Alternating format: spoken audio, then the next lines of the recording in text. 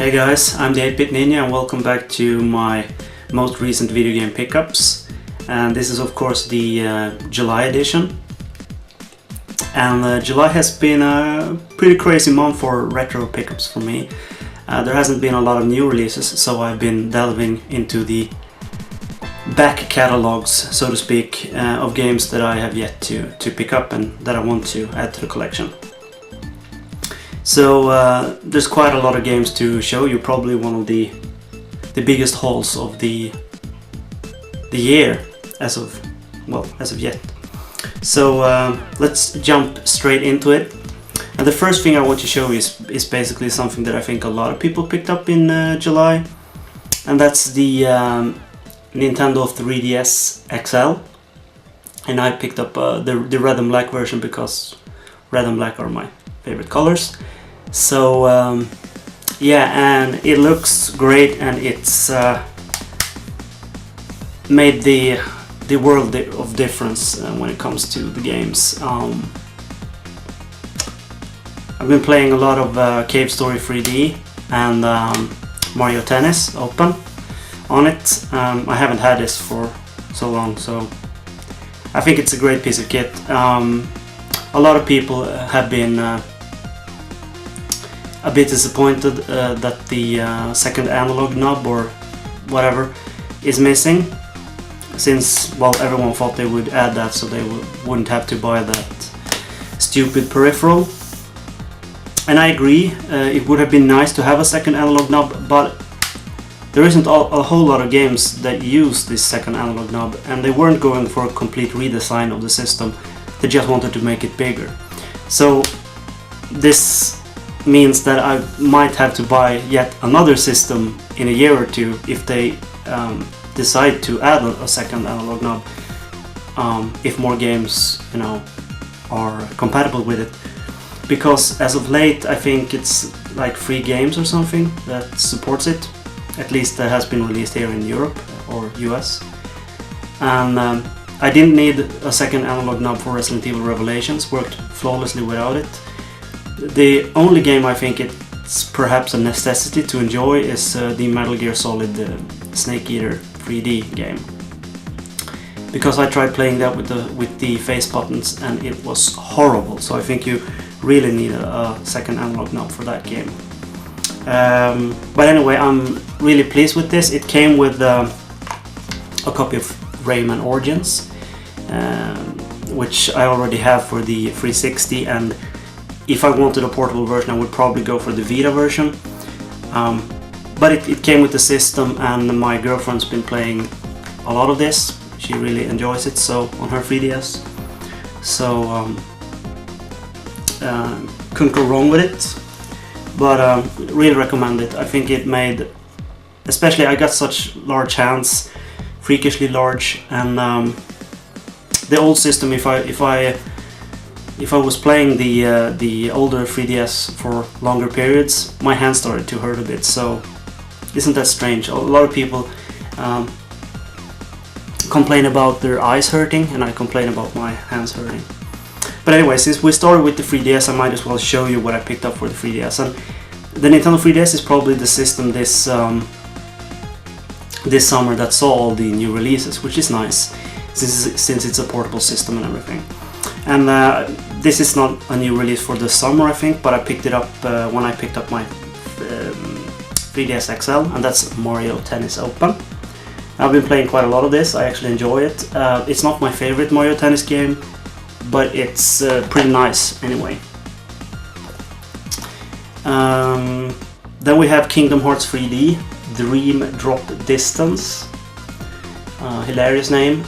It's still sealed. I haven't had the time to play it yet, and I don't even know if I should, because I've only played Kingdom Hearts 1, 2, and I think it's recoded for the DS. And I don't know in which order they are supposed to be played. I haven't played Chain of Memories yet. I haven't played the PSP version, which I don't remember the name of. So I might as well, you know, keep it sealed for now until I know that I can handle the story in that one. Also picked up a game that saw release here in Europe finally. It's been out in the US for well, quite a while, and that's Harvest Moon 3D: The Tale of Two Towns.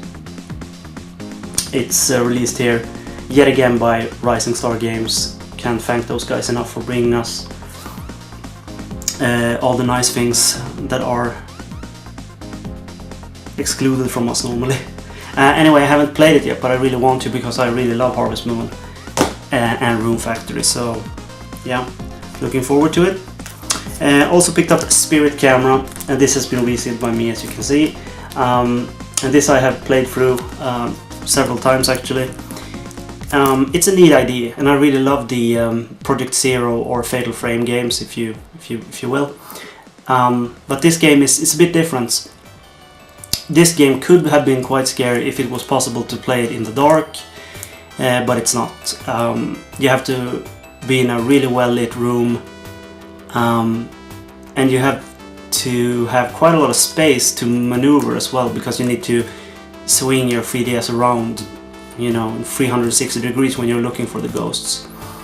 But aside from that, it was a neat experience. I wouldn't really call it a really good game, because I don't think it is, but it was a nice experience, and it showcases a lot of cool functions with the 3DS.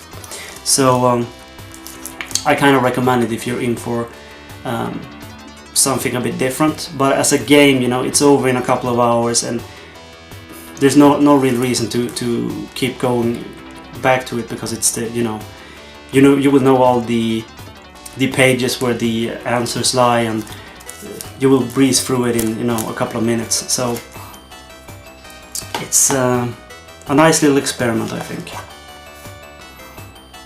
Also picked up Theater Rhythm. It's the Final Fantasy game, the rhythm game, and been having a lot of fun with this.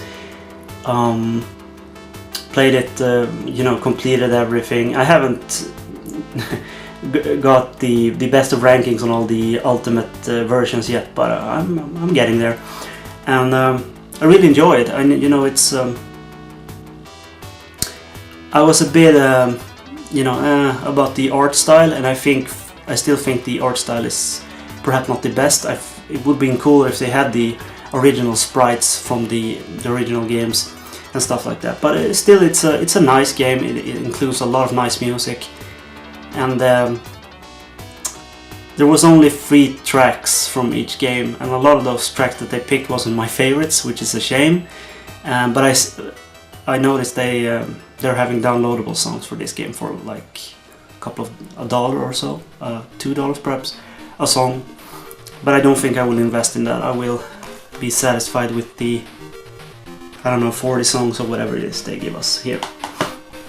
But it's a good game, and I really recommend it if you're into rhythm games and Final Fantasy music, because it's excellent. I'm sorry, I think I'm having a bit of a cold. I'm feeling like I got some sniffles or something. Anyway, moving along. For the Nintendo Wii, we also picked up, came out on the same day as Spirit Camera, and that's Project Zero 2, the Wii edition. It's Fatal Frame 2 in America, of course, the Crimson Butterfly. And this is the Wii edition. I don't think this came out in America, and I don't think it will, but I think you can import it. I don't think it's all that big a deal. It's always sad when they exclude a continent or whatever, a part of the world, from having an experience like this. But living in Europe, we're kind of used to it. A lot of the SNES RPGs, the PlayStation RPGs, they never got localized here. We had to import it. So you know, my heart goes out to everyone who can't, you know, just walk into their favorite store or order it online and it will work flawlessly. But you have to understand, we are pretty used to this. So we are used to importing and modding systems or buying backup systems and everything here in Europe, because we're missing out on a lot of stuff that America and Japan gets. So I think it's pretty strange that they release it here though, exclusively, but perhaps the Project Zero has the biggest following in Europe, I don't know. Anyway, I haven't tried it yet, but it's, you know, it's basically a slightly remastered version of the Xbox and PS2 version of Fatal Frame 2, with Wii Motion and perhaps some new scenes or something. So, but I'm really looking forward to play it, because Fatal Frame 2 is my favorite Fatal Frame game. Also picked up, there's been a lot of reviews for this game on YouTube, and I picked up a favorable bundle. I really wanted to pick up the limited edition, but when I saw what it included, I was kind of like, nah, it's too expensive for what I get. The only thing I really wanted there was the soundtrack, and there's other ways of getting a hold of that. You can even buy it, loose. So I picked up this bundle, which was an extremely good value. And the first game I picked up, and the game I've been talking about, of course, is Gunlord. And this is the Dreamcast version, of course. I don't have a Neo Geo NVS or AES or whatever yet. But the Dreamcast version will suffice.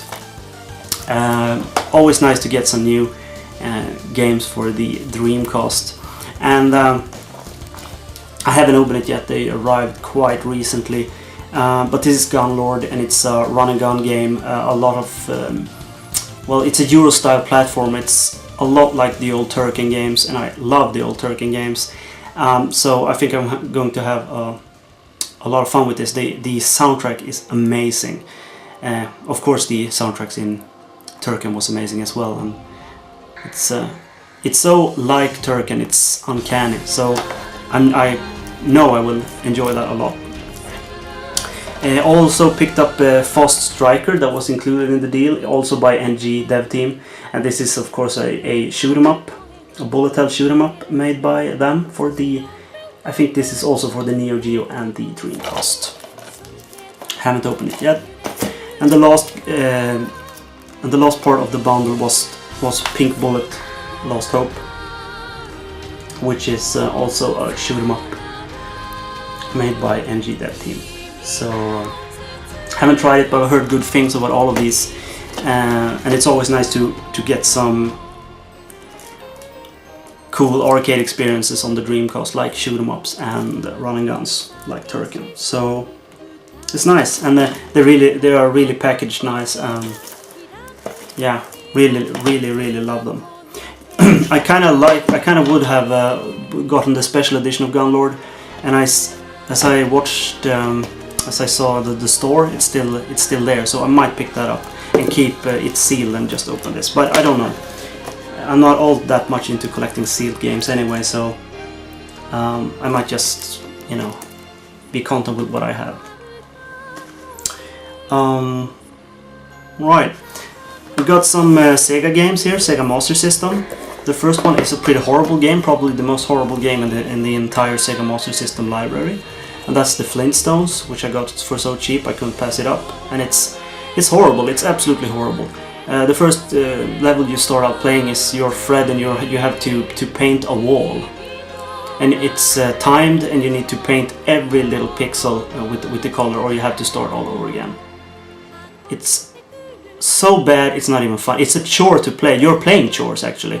The second level, I think you're driving with Barney in the car, and you smash into rocks, and you have to change tire all over again. There's no, it's just the biggest piece of shit I've ever seen on the Sega Master System, and it's such a shame, because I remember the Flintstone games on the NES, and I think that those were lovely. But those were made by Taito and not some asshats in whatever. Forget about that game. It's horrible. It's probably the worst. Superman 64 is like playable compared to that one. So bad. Anyway, the second game I picked up for the Sega Master System is Sakaya, which is a shoot 'em up game in the Darius universe. I don't know why it's called Sakaya actually, but it is, the Darius universe. It's made by Taito. It's really good. It has this underwater feel. All the enemies is themed around crustaceans and underwater creatures. Really spooky, really atmospheric. I remember the Darius Twin games on the SNES was one of my favorite shoot 'em ups growing up, as well as Excellent, which is excellent. Also picked up a game that I'm really happy to own now, and that's Ninja Gaiden for the Sega Master System. Love me some ninjas, as my name would imply, and especially the 8-bit era ones. The Ninja Gaiden games are perhaps one of my absolute favorite games for the old systems, the NES and the Sega Master System. There's also a PC Engine version of this, which is really nice graphically, but the music is horrible. The NES version is superior when it comes to music for some reason. Also would like to pick up the Super Nintendo, the Trilogy Pack, but it's gone up quite a lot in price. So anyway, really happy to have this Ryu Hayabusa on the Master System. Can't go wrong with that. Picked up a lot of PS2 games as well. First game, Super Busta Move 2. Picked it up because it was cheap. You know, I don't know how many of these games I have now, but Busta Move is really a good game. And always enjoy seeing Bob and Bob from Bubble Bobble, because Bubble Bobble is one of my favorite arcade games ever, as well as a little bit more obscure game, I think, which is called Snow Brothers or Snow Bros, which was made by Toaplan, I think, and it's one of those games that was around my local arcade where I was growing up, and it quickly became my favorite game. But it's very similar to Bubble Bobble. You're playing two snowmen and you're throwing snow at the enemies instead of blowing bubbles at them. And when they're encased in snow, they're like a snowball or something. And then you can hurl them down the level, and they will die when they reach the end, and they will also knock all the enemies over. So it's a lot like Bubble Bobble. I think it's a bit more strategic because you get bonus chains in points when you knock a lot of enemies over with the snowball. Anyway, next game up is Guitaro Man for the PS2 in excellent condition. I have resealed it as well. I never had this one. I have the PSP version. Guitaro Man is a pretty wacky rhythm game, sort of, well, experience. And I wouldn't say it's like the best rhythm game I played, but it really has a great sense of style, and the music is very varied and a lot of fun actually. So I was happy to pick up the PS2 version for, you know, for it wasn't, you know, all that cheap, but it was a fair price. Also picked up another Harvest Moon game. Love Harvest Moon games, and this is A Wonderful Life. It's the PS2 version. I think this is a slightly remastered version of the GameCube one. I didn't even know this was out for the PS2, but I saw an auction for it, and I just had to snag it because I love Harvest Moon. Also picked up Bombastic. It's a puzzle game from Capcom. I don't remember. It's a sequel to a puzzle game on the PlayStation 1 that I can't remember the name of. But you're waltzing around on dice, and you have to line them up, and they will explode in different colors, and you will earn point scores and all that good stuff. It was fairly cheap, and it's always nice to add a more obscure puzzle game from Capcom. Then we have God Hand, which is a game I've been looking for quite a while, and in decent condition, because I hate buying a really crappy copy of it just to play the game, and then I need to change the case and everything. So I finally found pretty much a brand new copy, and at a decent price, so I snagged it. And I played this a little bit earlier, and it was the first time for me, but I've just heard good stuff about it, and it is hard as balls, but it's really good. It's like a bit of an arcadey beat 'em up, but in a 3D environment, and it borrows some elements from modern action games, so it's like a mix of an arcade beat 'em up game and a new action game, and I really enjoy it. It's a very over-the-top game. The humor is really out there, and yeah, really enjoy it, and I was happy to add it to my collection.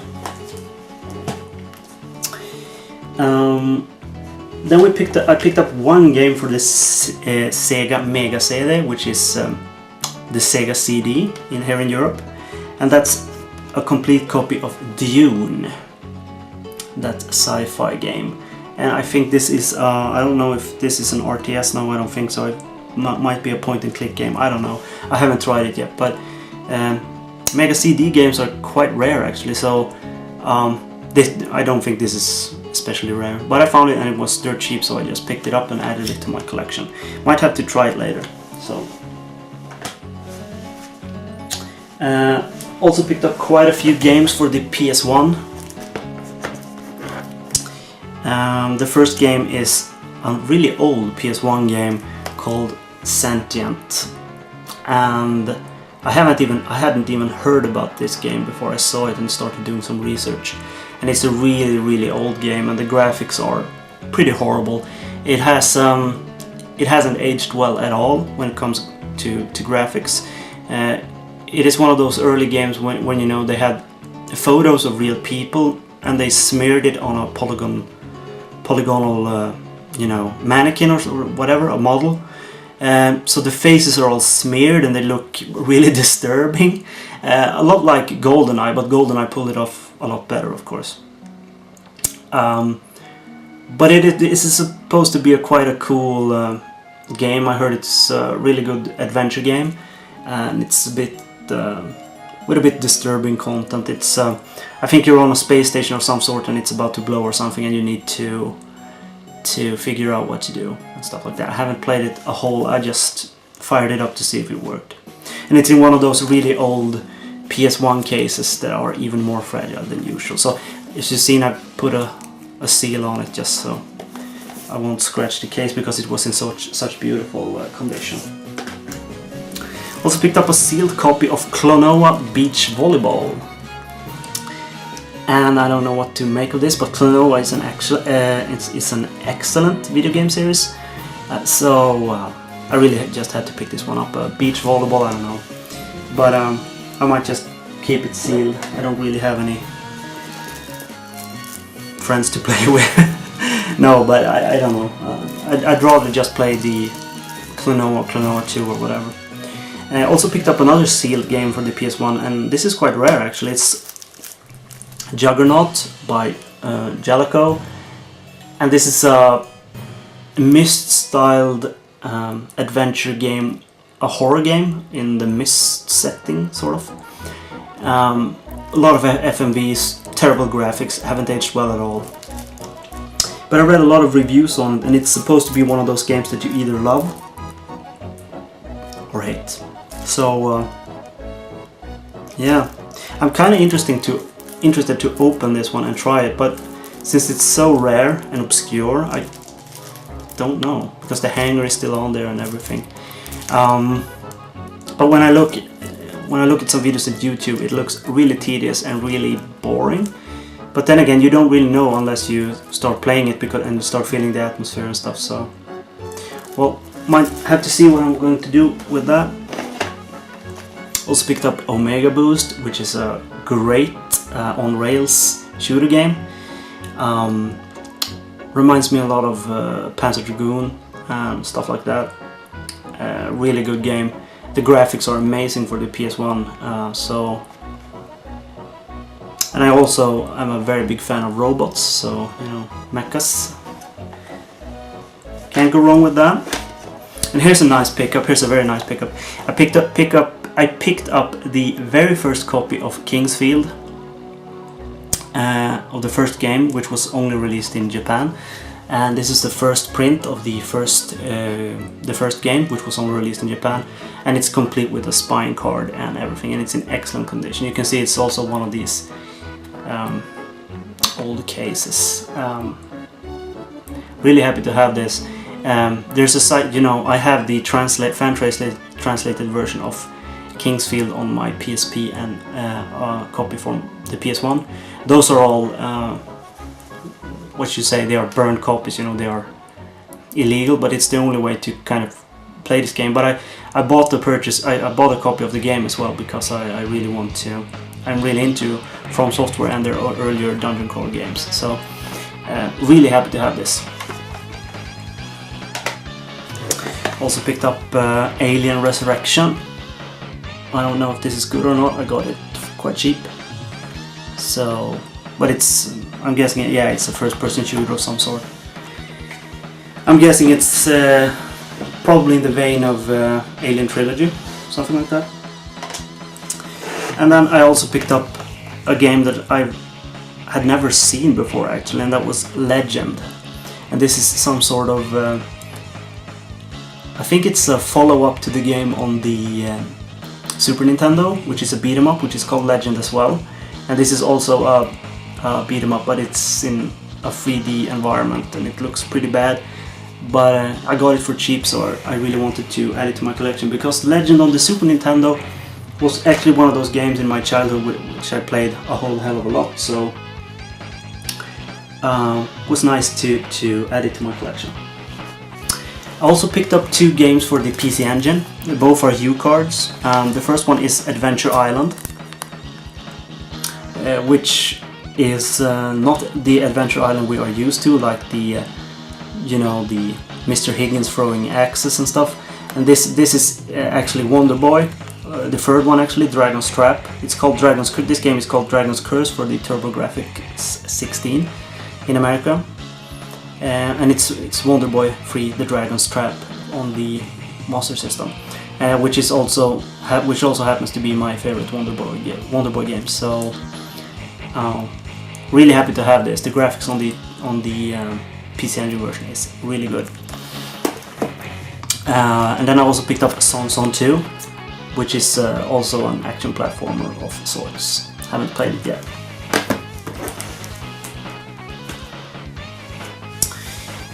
For the Xbox 360 I picked up 2 games, which I got on the cheap actually, and that's Devil May Cry HD Collection, always nice to have. The first and third game are really good, the second game is not all that good, especially not the environments.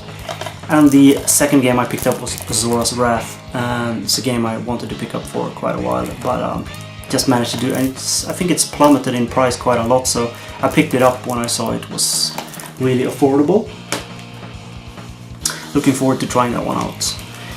And for the original Xbox I picked up quite a slew of games here. The first one is a second copy of Halo, and that's because my original copy was in such bad condition. So I bought a new one and I threw the old one away actually. So I just resealed this one, and because I've been resealing all my games now, pretty much all of them, in these resealable bags which I talked about before, so I won't scratch them and stuff like that. Well, we all know Halo, it's a good game. Also picked up Thief Deadly Shadows, which is a game that I really was looking forward to playing, and I think I need to start playing it pretty much right away. I remember the old Thief games on the PC, and I think it's Thief 1 and Thief 2 I played, and I really enjoyed those, so really looking forward to this one. Sega Soccer Slam, got it cheap. I don't know, it's supposed to be a crazy sports game, and when a sports game is crazy I can play it. I don't like serious sports games. It needs to be like Mario characters or some ripped guys like these, or if I want to play a racing game it needs to be really arcadey, or like Rock and Roll Racing or Death Rally on the PC, if you remember, that was an excellent game.